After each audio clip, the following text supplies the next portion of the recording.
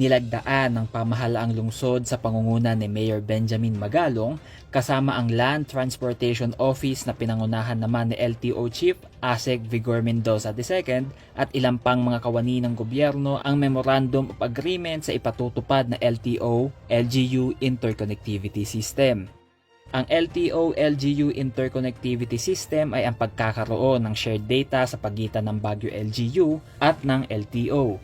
And I'm sure this exchange of information will be both helpful in terms of traffic management, in terms of disciplining our drivers, in terms of streamlining the payment of penalties also, hindi na mahirapan yung ating mga tao. Lahat ito at marami pa hong iba, and this mutual data sharing, matututo rin kami sa mga impormasyon na magagaling sa Baguio na pwede naman namin isalin sa ibang bayan na kami rin mayroong data sharing agreement with. Ang Baguio City ang kauna-unahang lungsod sa Northern Luzon na magpapatupad ng interconnectivity system.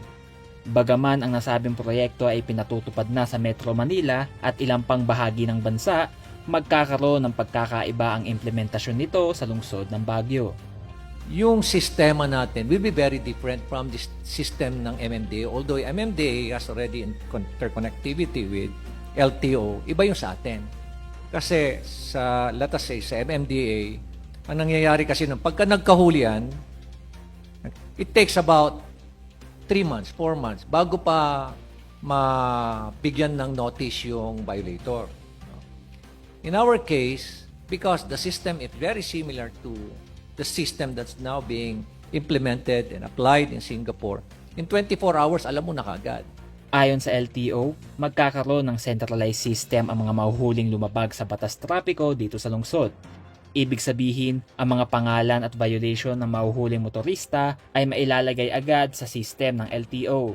We would want to help the traffic enforcers of Baguio in any way we can, by way of deputization kung kinakailangan, by way of introducing the new technologies, yung sa amin po digital ticketing na po tayo na pagkahuli nakatransmit na po yan sa isang central database, so hindi na pwede mabago ng traffic enforcer yung huling yan, but more importantly, hindi naman huli yung ang aming talagang objective po dyan, amin sana huwag na tayong manghuli, sana mag-comply lang sana yung ating mga motorista sa batas trapiko.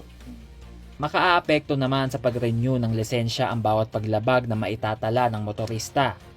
Ayon na rin sa point system na ipinatutupad ng LTO kung saan sinusukat ang kapasidad ng isang motorista kung karapat-dapat ba siyang makapag-renew nito. Nakalink ko na kami sa Baguio, yung mga hindi na-settle ng fines and penalties sa Baguio, makaka-epekto po sa pagre-rehistro ng mga sasakyan at saka pag-renew ng mga lisensya.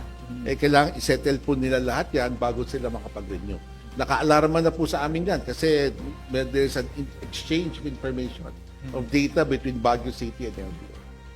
Kaya upang makaiwas sa abala, payo ng LTO, yung mga motorista po natin, yung mga commuters po natin, sana sumunod na lang po sila sa batas trapiko, para sa ganoon, sa road safety rin po ng lahat po yan, but it really expands our ability to promote road safety on the ground. Conan Gulapa para sa PIO, Baguio Balita.